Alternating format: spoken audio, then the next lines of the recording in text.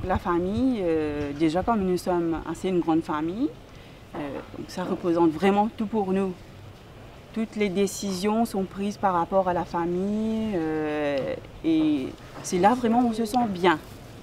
On sort du travail, les enfants sortent de l'école, on se retrouve et on se sent protégé, surtout les enfants. Des fois, quand ils sont un peu paniqués, donc la famille c'est vraiment le cocon familial. Et c'est vrai, on comprend ça mieux quand on passe dedans. Avant être parent, on ne connaît pas la famille comme la valeur de la famille. Oui. Mais quand on passe dedans, on voit quelle priorité ça veut dire avant le boulot, avant les amis, avant les fêtes, tout ça. Parce que comme c'est vrai, ici la famille, tout marche bien. Le travail, le boulot, tout marche bien. On se soutient mutuellement quand on est malade, fatigué. Même dans des débats, tout ça. Voilà, nous sommes toujours réunis. C'est notre force, c'est notre la force, famille. Ouais, c'est vrai.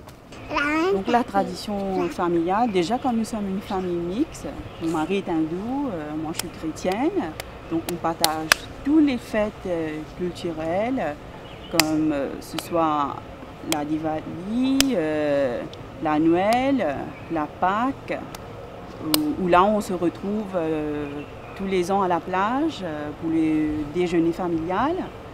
Et les enfants aussi sont dans le bain, ils partagent tout, ils connaissent tout, les cultures, donc c'est pas restreint pour eux, tout est partagé et on adore. C'est vraiment, on adore. C'est vrai, parfois c'est comme si au début c'était un peu difficile pour les enfants pour faire comprendre les différentes traditions, les différents repas, les différents... Comme si, par exemple, il y a des fois on doit rester à jeûne. Parfois, c'est comme si manger des légumes pour les fêtes de prière, tout ça. Mais après, ça vient avec du temps. Ils apprennent un peu. Ici à Maurice, toutes les religions se respectent. Je peux dire à Maurice, tout le monde aime bien prier. C'est primordial pour les Mauriciens, de tous bords.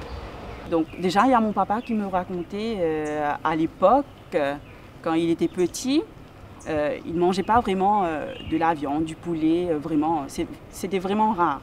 Et une boîte de pilchard, c'était ouvert pendant les grandes occasions, la Noël, la fête de fin d'année. Là, c'était vraiment voilà, la joie d'extraordinaire. Oui. Une boîte de pilchard était partagée avec toute la famille, ils se réunissaient, c'était vraiment la joie. Et comme si les Mauriciens préfèrent, si on passe au bord de la rue, un snack ou un restaurant, ils préfèrent les mines bouillies, comme on dit les nuits bouillies, avec les pilchards. C'est mieux avec la viande ou quelque chose d'autre, parce que la sauce c'est différent. Voilà. Ou même les marchands de farata avec un pilchard, c'est vraiment bon. C'est facile à préparer. Et je pense que c'est une vieille tradition et ça va continuer. Ouais. Et déjà avec le produit ayam, comme ça reste ferme, il y a les gens qui disent avec les autres boîtes, ça casse, ça devient un petit morceau. Et on a partagé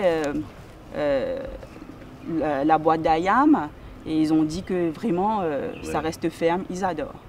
Et comme dessert, il y a aussi le lait de coco.